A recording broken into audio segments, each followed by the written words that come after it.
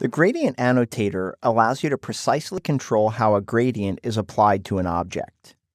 Using the selection tool, click on an object that has a gradient applied. Click on the gradient tool in the Tools panel, and notice that the gradient annotator appears on top of the object with the gradient applied.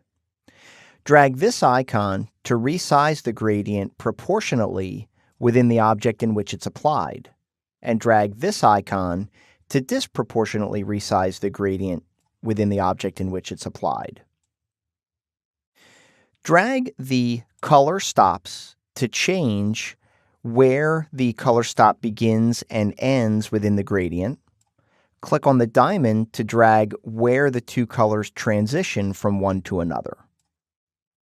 Click and drag the gradient annotator to reposition it within the object to change how it's applied.